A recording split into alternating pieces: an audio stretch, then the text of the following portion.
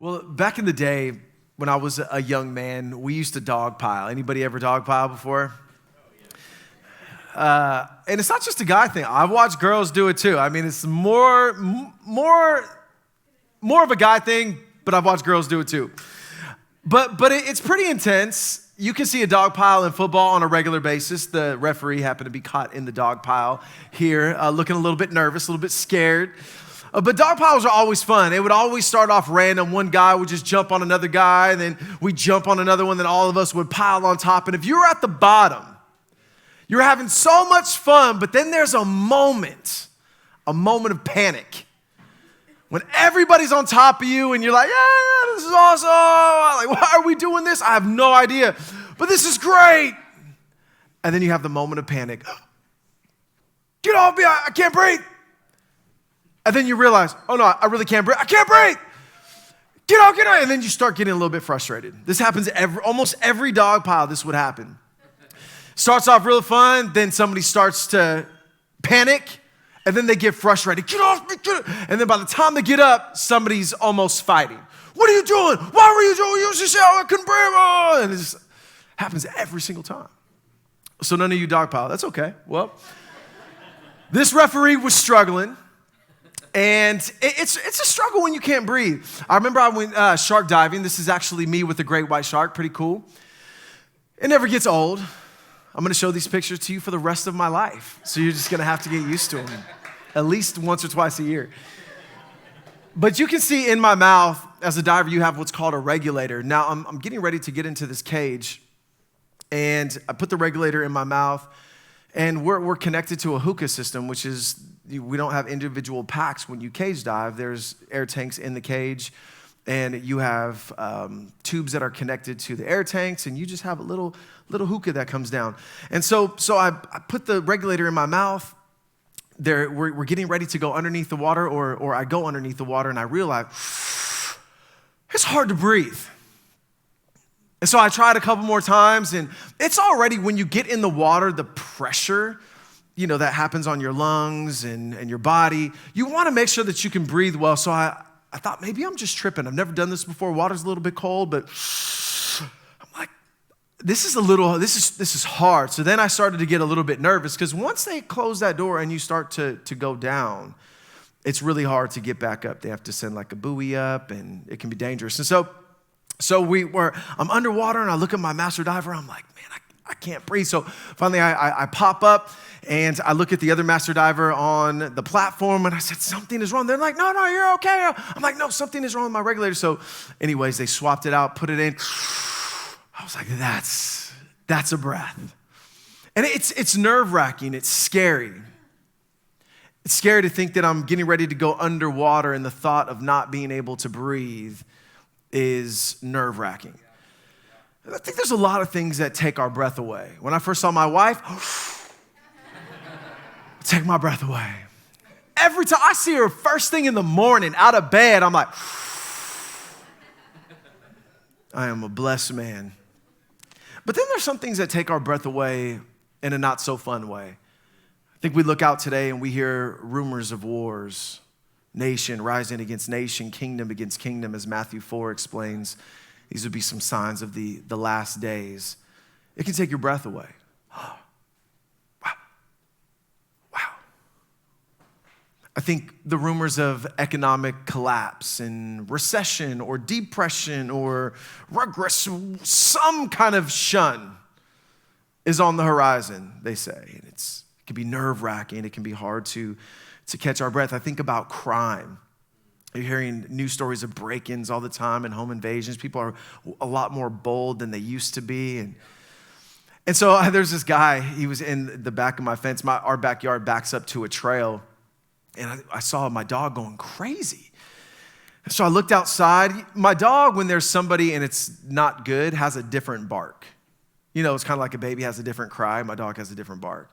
So I knew something was wrong. So I look out there, and there's just this guy standing on the other side of my fence like this. I'm like, what? So I do what any pastor would do. I walk outside. What you doing out there? No, I'm just kidding. I didn't say that. I said, hey, can I help you? I said, I don't want you to put your hands in my fence because my dog will bite you. Let me say that again for the people in the back. My dog will bite you. And he's like, no, I'm just picking some pomegranates, because we have a pomegranate tree on the trail. I'm like, oh, okay, yeah, no problem. But you just feel what is he doing? What are you trying to come into my fence? What? Get him, doggo, right?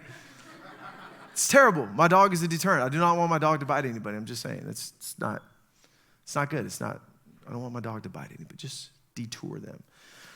But there's some of those things that can take our breath away. Some of us are just dealing with a lot of different things in life, and it's been hard to breathe. There's a pressure. Some of us have been trying to keep up with others. We are in constant comparison to what we have and what we don't have. I think if you're in California and you don't own a home, you're looking at people in Tennessee like, maybe I should make the move. Texas, maybe this small little town in New Mexico, I can buy one for $100,000, maybe, right? It's just you feel the pressure. You hear their prices and you see our prices. Takes your breath away. But it's easy to go from one who acknowledges God, I think, to one who doesn't because of the pressing. We can move from a posture of prayer to not praying at all because we don't have any breath. Our spouse leaves and we're like, this is not supposed to happen to me. We get a medical diagnosis. I never saw this happening. Maybe we're facing some type of persecution for our faith, living boldly and courageously in front of people, and it just, the pushback has been tough. Maybe you haven't been able to breathe emotionally. There's been just so much going on, maybe mentally. Maybe there's been some anxiety and some depression. It's no fun, man. Life and pain can take your breath away. It can be really overwhelming. I remember going back to the Holocaust, both the U.S. and the British could not believe, they just couldn't believe it, that the same place we got Mozart and Bach are now committing genocide. They're just like, they didn't believe it at first. They didn't even respond to it at first because they just thought, oh, no. And then when they saw it was a reality, it was, no way. Can I just tell you, church, it's really hard to live when you can't breathe. It's hard to see. It's hard to enjoy. Imagine going diving with great white sharks, but your regulator's broken.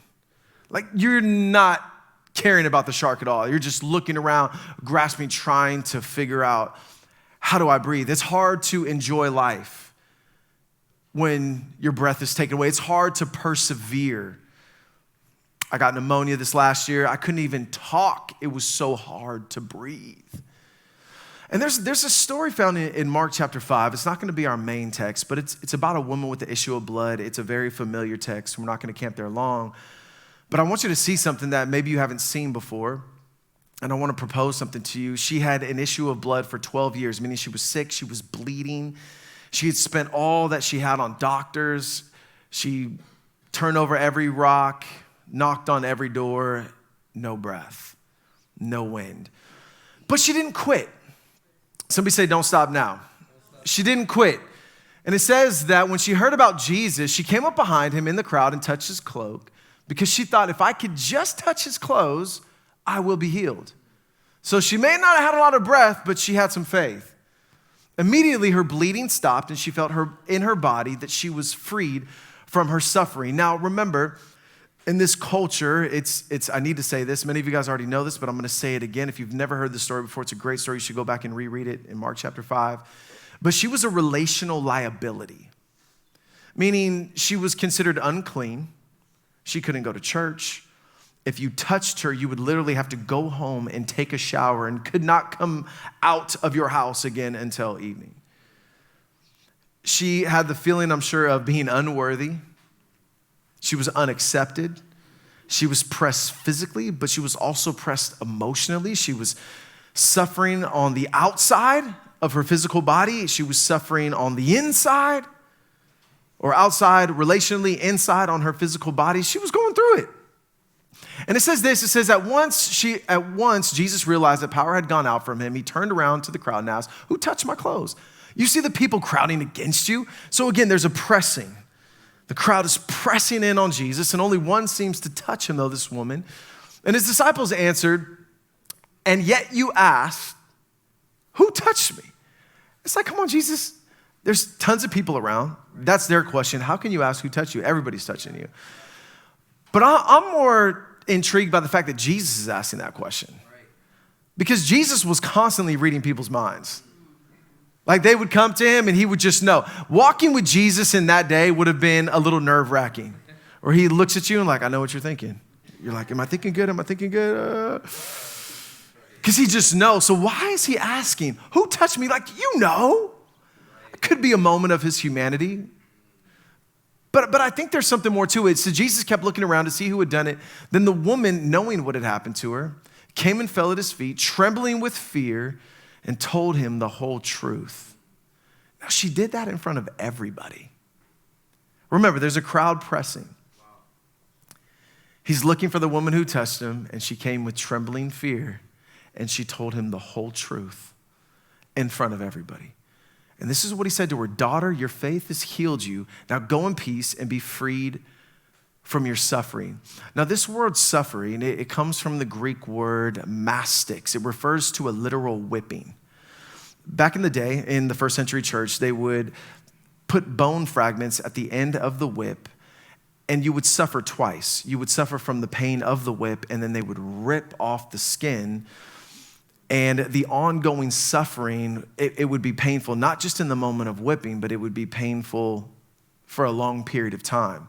And so this word, it literally speaks to the effects that are debilitating after the actual whip. And so I would propose that this woman was not only in need of Christ to heal her, but she was also in desperate need of community. She had not been touched. She had not been loved, encouraged, walked with. And so what does he do? She's so vulnerable. She publicly declares before everybody, this is where I'm at. She bears her soul. And then what does Jesus do? He validates her in front of everybody. He says, daughter, which is a term of endearment. He says, your faith has healed you. You're no longer bound by that anymore. You're free. You're no longer untouchable. Like you're touchable now. Like everybody get close to her. It's okay. She's healed. Everything that you've known about her before, it's over with. It's done. She is healed. So now go in peace and be freed from this after effect. Be freed from not only this issue of blood, but be freed from the whole package of being isolated, being pushed out. I mean, it's one thing to suffer physically, but it's a whole nother thing to have nobody to walk with you while you're suffering physically. Anybody ever try to do life alone? It's hard. When I was in dive training, the first thing they do is they teach you the buddy system. I felt like I was back in school again. And right away, you don't realize how critical it is to have a partner with you. Because the moment something goes wrong with your tank or regulator and you can't breathe, your buddy is right there with the second regulator that hangs off of them. They have theirs. We all have a spare. And instantly, I can look at my buddy and say, and they just know, here you go. Breathe. Breathe. And I'm just telling you, we're getting trained in Monterey. When you can't see but 1 foot in front of you, you're so grateful you have an arm. Because literally, it was so murky. And you know there's tons of great whites in there. We're like 30 feet down. You can't see anything. But you're locked with an arm. I'm looking at my partner. I can't even see my partner. It's that murky, but we're locked. And they train us in such a way where we can be totally blind and still help one another breathe. We can be in a place of pitch dark and still figure out how to help one another breathe. Can I just tell you, it's hard to live when you can't breathe, and it's hard to breathe without Christ-centered relationships. It's really hard to breathe when we don't have Christ-centered community. Community gives us something that we can't find anywhere else. C.S. Lewis says it this way. He says, the root of friendship are these two words. You too? You too? Man, I thought I was the only one. You too? Can I tell you how many times you too has given me a breath of fresh air? I remember when I first met Pastor James. That was it. I had no friends. I left my old life. I loved everybody, but I needed a time where God was rebuilding and strengthening me. I didn't trust myself to hang around some of the people that I was hanging around with, not because I didn't love them or they were terrible people. It was just because God was moving me in a new direction. And I just remember sitting down with Pastor James and we connect and we just have those moments of we're now following Christ. You too? Oh, you too? Oh, you don't really have any, oh, you too? Oh, breath of fresh air. But sometimes I think today we struggle with community because we mistake connectivity for community. See, we're more connected today, but we're also the most lonely. And now a lot of studies are being done, and we still don't know what all this technology stuff is doing to us in totality. We don't know. We'll probably look back 20 years and say, man, it messed all of us up. But what they are able to do now is they're able to connect loneliness to your use of digital devices and technology. So they can gauge by the amount of time you spend on social media and on the internet, they can almost chart the amount of loneliness you will have in your soul. Now, they're not thinking of it from a soul perspective. They're thinking about it purely based on science and data and research and how you interact. But what they're saying is the more time you spend on a digital device, the more lonely you become. And they're trying to figure out some of the working theories on it is that you're spending more time to like a photo on social media with somebody you met a year ago that you really don't talk to than you are having a face-to-face conversation with one of your best friends. So we're just spending way more time, connected, but not in community. A lot of connectivity, but not a whole lot of community. And I'm telling you, community was already hard to begin with. Because community poses a challenge. John-Mark Comer says it like this, and it's in Christ-centered community, we are exposed and encouraged. And we don't like that first one, exposed. It's so funny when singles get married, a lot of times you'll find people come back, it's maybe 6 months or a year into the marriage, and they kind of have a taking my breath away look on their face. A little shocked, like, man, I guess I'm really messed up. Like, I don't do anything right. Apparently, I'm like a chauvinist. I'm narcissistic. I'm messy. My relationship with God feels like it's struggling. And in reality, no, it's like, no, that's always been you. You're just in community. You're just being exposed. Like that's always been there. And what a gift. What a gift. Do you notice how we are at our worst with the ones that we love and are closest to? We are at our worst. Where am I most likely to get irritated is in my house. Not on the pulpit. Who's most likely to see not just the good, but the bad and the ugly? Those that I love and are closest to me. Like when my kids like, bam, kids I'm working, don't you see? Got to prepare a sermon to reach the world.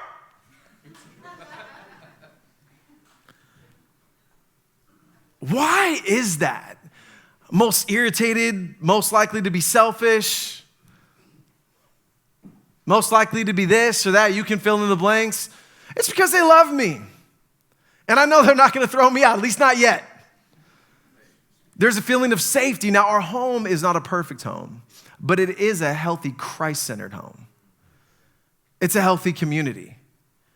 And so when they see me, they still love me. And this is the most important thing, is in community, I'm able to see myself in a way that I normally wouldn't see myself. And then I can bring all that stuff to the mercy of God and invite the grace of God to heal, to restore, and work on me on a regular basis. We just had this conversation not too long ago with my wife. Jackie and I were talking, and I just noticed that sometimes she kind of tiptoes around me in certain areas, and I just thought, I don't want you to have to tiptoe. Why do you tiptoe? And then I realized because sometimes she doesn't want to go down this road or this type of conversation, or I can get irritated, or I'm like, oh my goodness, I didn't see that. But now that I know, because I'm in community, I can bring that to the Lord. I can bring that to our pastoral team and say, hey, this is where I'm at. And apparently there's I'm missing it here. I do not want my wife in any area to feel like she has to like tiptoe or anything like that. And so this is why so many of us run from community. This is why so many of us quit when it gets hard and we try to avoid it because we don't want to be exposed. But exposure is a gift from God. It's a work of God's grace in your life and in mine that help us grow in our relationship with him. Are you tracking with me? And so community will expose you, but it will also encourage you because you have people in your life that are saying, oh, that's not cool. Like God has something so much better for you than that. That's not who you are. No way. Come on, let me walk with you. Come on, we know that God has designed you for more. They speak into your destiny. They lift up your hands. They want to see God's very best in your life. This is my experience trying to train my dog without community and trying to train my dog in community. What you can't see right now is on this side, I have a trainer that's with me right by my side. Right, he's telling me everything to do. This side, my dog's just like pulling everywhere. Just like, all right, come on, you're going to listen to me. This one, he's telling me everywhere. He's throwing food at her. He's telling me what to do. He's saying, great job, you're doing good. Okay, yes, we're gonna break it, come back. Like he's just teaching me how to do it. I didn't know how terrible of a dog trainer I was till I got in community. And I've never been more encouraged in my dog training since I got in community. Now I'm getting some reps under my belt. I'm being corrected all the time. I'm being encouraged. I'm learning dog psychology. Who learns dog psychology? But it's amazing. Paul had this moment with Peter in Galatians 2. It says, when Peter came to Antioch, I had to oppose him to his face. Can I just tell you, that's a hard thing to do. It's not just hard on Peter. That's hard on Paul. It's like nobody wants to be that person to come and say, hey, yeah, I'm going to kind of have to oppose you to your face. Let's have the convo. But man, those critical conversations in community, when I say critical, it's not because I'm critiquing you. It's critical because I want God's best in you.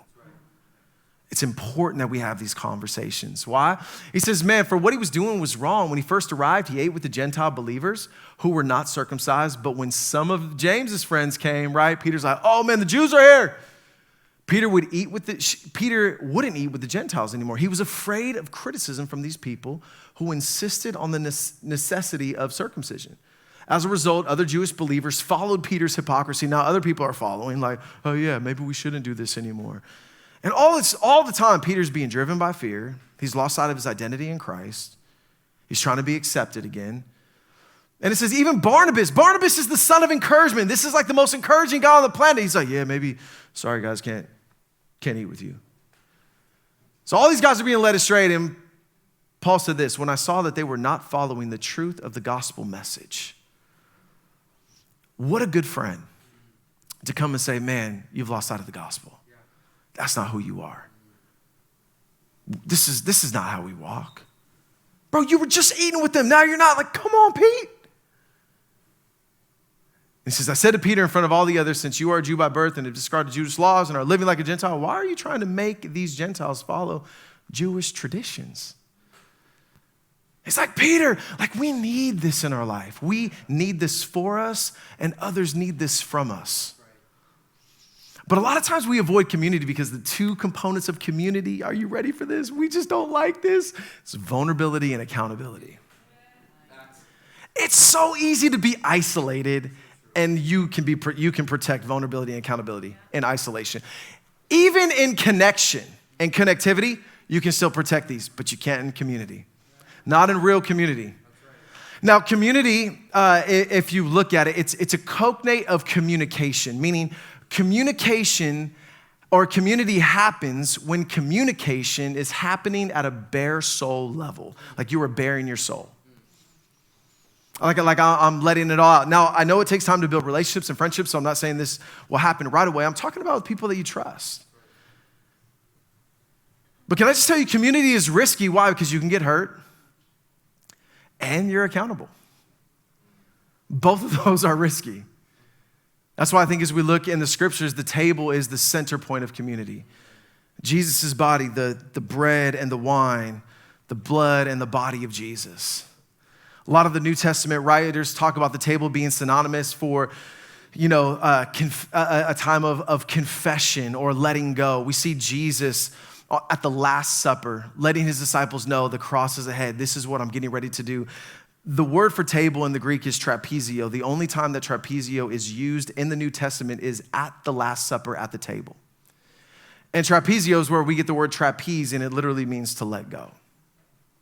It's a place where we can let go. It's a place where we can get around the blood and the body of Jesus with one another, eat, drink, share our wins, confess our faults.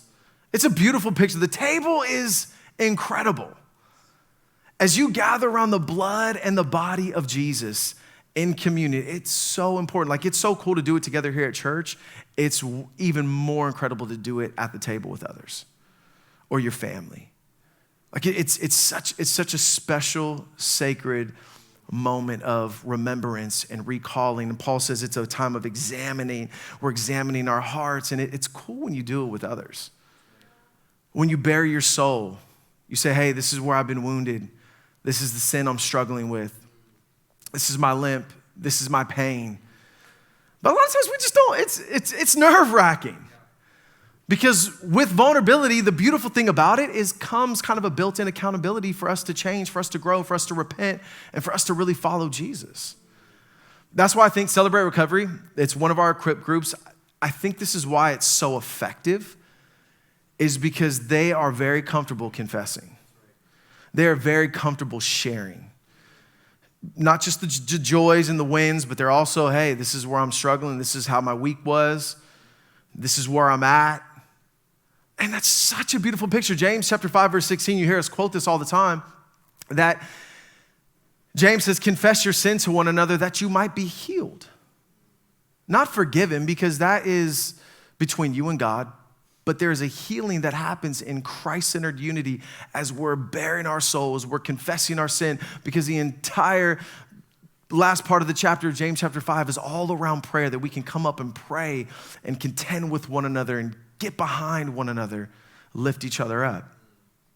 But again, it's a little bit nerve-wracking. Why? Because we don't like to be exposed.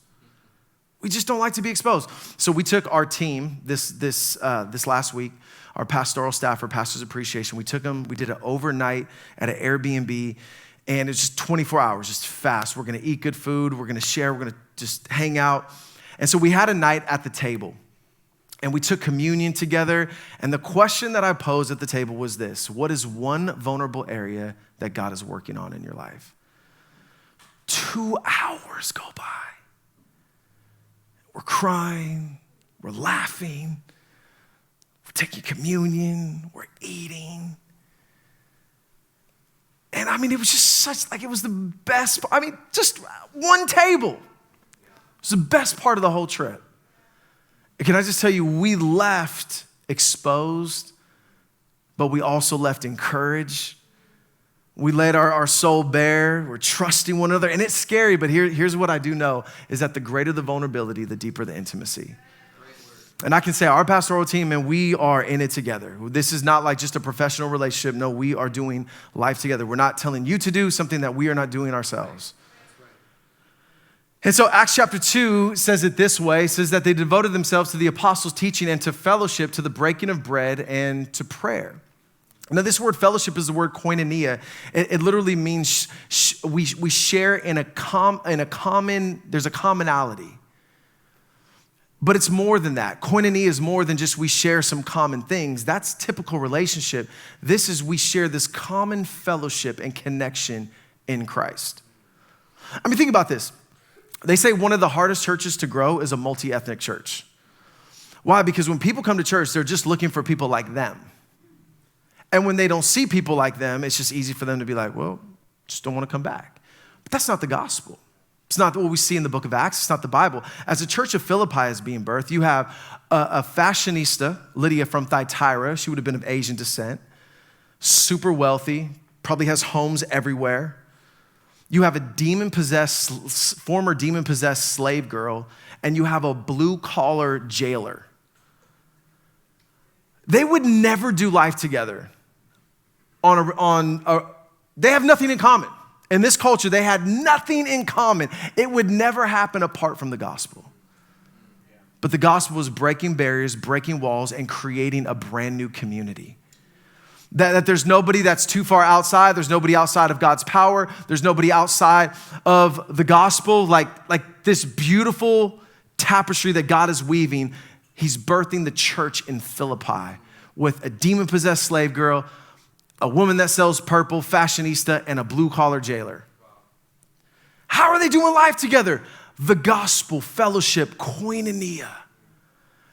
The greatest thing that we have in common. We may not have a lot of things in common, but we have the greatest thing in common is we have Christ. And so Paul demonstrated this vulnerability as well in 2 Corinthians. He said, when we arrived in Macedonia, there was no rest for our bodies. We faced conflict from every direction with battles on the outside and fear on the inside. Paul was pressed. He was struggling. Paul was saying it's hard to breathe. It's getting real. I'm concerned for the Corinthian church because they bought into false teachers. Those false teachers are ridiculing, mocking, and getting people to betray me. I'm facing persecution every single day. Physically, people want to kill me. He's like, man, it's a lot of battles on the outside, fear on the inside, a lot of conflict, no rest, hard to breathe. Paul continues and it says, when we arrived in Macedonia, there was no rest for our bodies. We faced conflict from every direction, battles on the outside, fear on the insides, but God. Come on, don't you love those moments where God intervenes? Who comforts the downcast, comforted us by what? By parting the heavens? By sending lightning to burn up my enemies? By removing me to a remote place so I can get a spa treatment, rest and relax? No, he says, he comforted us by the coming of Titus. God's son was a friend. God sent a friend. All these false teachers were turning their back on Paul. Titus is like, I'm standing with you. I'm a man of truth. I know they're preaching a false gospel. I'm standing with you, Paul. Not everybody has deserted you. I'm with you. And then look what it says. His presence was a joy. Some of us are lacking joy because we're lacking community. I'm not talking about ultimate joy. Our ultimate joy is found in Christ and Christ alone. But how he operates and how God continues to move, shape, form, and heal our life, he uses community. And it says, so the news that he brought was encouraging. He received the encouragement that he received, so he was filled with joy. His presence brought encouragement. And Paul, look how vulnerable this is. When he told us how much you long to see me and how sorry you are for what had happened and how loyal you are to me, I was filled with joy. Brought a good report. Said, hey, don't give up. God's still working. They haven't lost their way. It's okay, dude. But you can just see Paul, he's just bearing his soul. And he's doing it in a letter. This last week, yesterday, my toilet overflowed in the morning. For whatever reason, you can have just a little bit of toilet paper in this toilet and it's hit or miss. It's a gamble. So I always approach it with deep caution, are we good today? Or are we not? In Jesus' name, boom. So this day, again, toilet overflowed. I'm like, oh my goodness. Grab the towels, clean everything up. No big deal. Whew. So then we're going to take the dogs and the kids on a walk. We're going to go walk around the neighborhood. So we get halfway down my block, and my little shepherd that you saw there, she has diarrhea in the middle of the street. Just everywhere. But she's been fine. Everything, without going into too much detail, has been solid. No pun intended. So this was random. I'm like, what's wrong with you? And then I'm a good neighbor, so I can't just leave it there. So I'm like, the walk, you guys can go without me, but I got to go. Use the neighbor's hose. We just don't do that. We're good neighbors. Want to bless our community. And I'm walking back, and I told Jack, I said, I just feel like the enemy is trying to get me to grumble today as I'm walking back to get the bags to clean it up. So then I come back, and I'm cleaning up diarrhea, and this lady comes out of her house, and she says, hey, how's it going? I said, oh, my dog, I'm so sorry. She says, you need some water? You need a hose? And I was like, man, that would be incredible. So then we start talking, and she starts sharing. And I'm like, I know why you had diarrhea, Kiva. And she just starts sharing about all of her loss. She lost her husband 10 years ago and lost like 6 people, kind of disconnected from community a little bit in her church. And then she just starts sharing and sharing and sharing. And I just knew that God sent me there to remind her that she's not forgotten, that God sees her. And who did God send? God didn't send lightning. He sent a neighbor. Jackie and I, we got to pray with her. We exchanged numbers, told her, hey, if you need anything, you can ask. You need a light bulb change, you need like whatever, like we got you. You know, if you feel you ready to come back to church, or because I guess she's been disconnected from the church that she was attending. They went through some transition, and so she's kind of like trying to figure out where she's gonna land, and it's like no strings attached, but hey, we love you, we care about you. Yesterday, presence made the world of difference in that woman's life. And then we're walking down and we see another person that we've known for a while, and we just struck up conversation, and he just shared, my friend just died. And this is a walk. We're just going on a walk, talking to our neighbors. What mattered in that moment's presence. Presence. And so out of everything the Apostle Paul could have used in the moments, God said, you need a friend. Paul was hurting. He was wounded. Now there's some joy. There's some Christ-centered community. We see this with Moses like we looked last week. Moses is interceding while Joshua's in the battle, and he's just getting tired. And Aaron and Hur come by and just lift up his hands. We got you. We're standing with you. We're lifting up your hands. And look what it says. It says that he was able to remain steady. Some of us, it's hard for us to remain steady. It's hard for us to live consistently because we're lacking community. We're lacking people to come alongside of us and us come alongside of others and lift up their hands and pray and contend with them. Moving right along, Paul had another encounter. He said, may the Lord grant mercy to the household of Onesiphorus. If you want to name your son, it's a great name. It'll be very unique. Because he has often refreshed me and was unashamed of my change. Indeed, when he arrived in Rome, look at these words, he searched hard for me until he found me. That's what I'm talking about. That is Christ-centered community. And this word often refreshed, you know what it means in the Greek? He was a breath of fresh air. He was a breath of fresh air. These guys, they stood for truth. They stood with Paul, and they searched hard for me. When you don't see somebody for a while, do you search hard for them? It's tough. We need this. Remember we went for, we had a guy in our church, dear friend of mine, his name is Mike. They moved down south, but we ran this, my first 5K. Super wimpy, 5K. It's like 3.5 miles. But in training and preparation for this, he helped me. He got me the shoes, and he woke up with me. I would not have woken up at 5:30 in the morning ever to run. I love get up at 5:45 every single day, but to run, I hate running. Why am I doing this? I don't know. Am I people pleasing? Why am I doing this? But I really wanted to do it. I just felt like I needed a new challenge. And so we would get up, and there's this creek back here, right on, over the little overpass here. And we'd show up 5:30 in the morning. He's like, you ready to run? I'm like, no. He's like, and he just run with me. And I know he could be he runs 25 miles. And I'm like dying on one, like, bro, you can go ahead. He's like, no, man, I'm running with you. So we actually get to the event. I'm still not prepared. I feel like I want to throw up. I'm like 2 miles in. I'm like, bro, I can't breathe. He's like, yes, you can. I'm like, bro, I can't breathe. He's like, yes, you can. You're breathing right now. You're talking to me. Like, just pace with me the whole time. Cross that finish line. 45 minutes later. No, I'm just kidding. It wasn't that bad.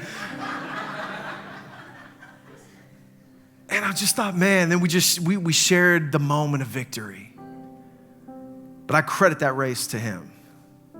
Now, I would have quit a long time ago. Don't stop now. That's what he said. Just don't stop now. Just keep running. So what am I saying today? I'm saying, ladies and gentlemen, you got to find your people. You got to we're going to pray the promise. If you're not going to stop now, you're going to have to pray the promise and persevere in prayer, and you got to find your people. Like, who is standing with you and who are you standing with? Who is searching for you and who are you searching for? Jesus, what did he do? He came in a body. He could have did it. He could have just sent power. Oh, but he came in a body. He walked with us. He ate with us. He drank with us. He suffered with us. He died for us. He was vulnerable, exposed on a public highway so that we could be intimate with the living God. I mean, how beautiful is that? And he is a high priest that can sympathize with our weaknesses. He's been tempted in every way, just like us. Does that bring some comfort? What he's saying is, you too? Oh yeah, you too? It's just he never fell. He never wavered. He never quit. He's the Son of God. Perfect, the spotless Lamb of God came in bodily form to be in community with us so we could be intimate with the God of all creation. We get saved. He baptizes us what? Into a body. He came to seek and to save. What does that mean? He searches for us. And he just says, man, I want you to do the same. Just as you receive from me, do for one another. Love the Lord your God with all your heart, soul, mind, and strength, and love your neighbor as yourself. What is he saying? Just as I have loved you, love one another. Stand, search, lift up, expose, encourage, vulnerability, accountability. It's community. And he says in that place, there's healing, there's growth, there's transformation, there's change. There's encouragement, there's joy, there's freedom. Gotta find your people. Gotta find your people. Will you stand to your feet? We have some small groups for you guys to check out. I encourage you to do that. Just telling you, this is more important than you realize. There's so many one another verses in the text. Like I hear it all the time. I can serve God by myself. I don't need to go to church. Yeah, you can be in relationship with God that way, but he's going to lead you to Christ-centered community. Just so you know, he's going to lead you there. Because you won't even be able to fulfill so much of God's will for you in the New Testament. It constantly says, one another, one another, one another. How do you do that by yourself? You're going to miss out on so much, and you're going to rob other people because they need you too.